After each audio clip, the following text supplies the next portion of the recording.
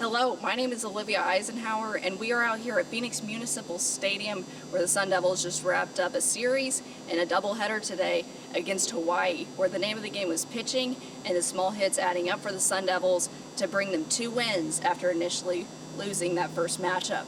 Coming from behind in both games, the Sun Devils took the first 6-5 over the Warriors. Tyler Thornton was on the mound again and led the Sun Devils going 5.2 innings with 7 strikeouts and only 2 runs allowed. Starting in the first, Hunter Jump got on base and would take second on a wild pitch, and Drew Swift also would score on the wild pitch.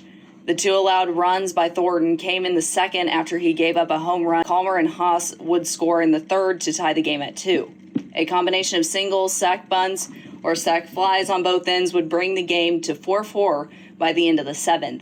The eventful 8th inning for Arizona State is how the Devils would earn the win. Drew Swift got on base and Hunter Haas would knock in the 2 of them by hitting an inside of the park home run. A combination of Tyler Thornton, Cam Denny, Justin Fall, and Ethan Long would allow just 7 hits and a total of 5 runs. Thornton has pitched a total of just over 11 innings in 2 outings this season, allowed 8 hits and 4 runs, and earned the win on both outings, which is a good sign considering we still don't know the status of Friday night starter Cooper Benson that was injured in the game against Hawaii on Friday.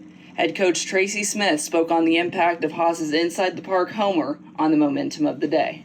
When you're struggling a little bit, the tendency is to press, and it just sometimes does. It takes one guy to get it going, and then that loosens everybody up. But, yeah, that clearly was a big hit in that first game and kind of ignited and had a kind of really a calming effect that allowed guys to relax a little bit at the plate.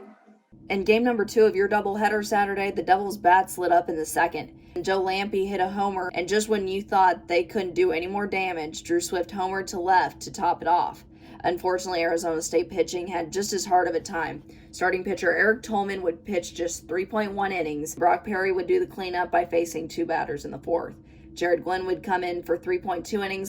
Then Brady Corrigan gets credit for the save, pitching 2 innings. In the 4th, multiple singles added up and led to a run walked in to make it 5-4 Hawaii. Kai Murphy came in to pinch hit again in the 5th, hitting a sac fly, scoring Hunter Haas.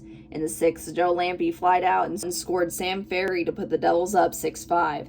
The last of the damage that the Warriors would do was in the 7th, as Jacob Igawa would single to second base, scoring Dallas Duarte.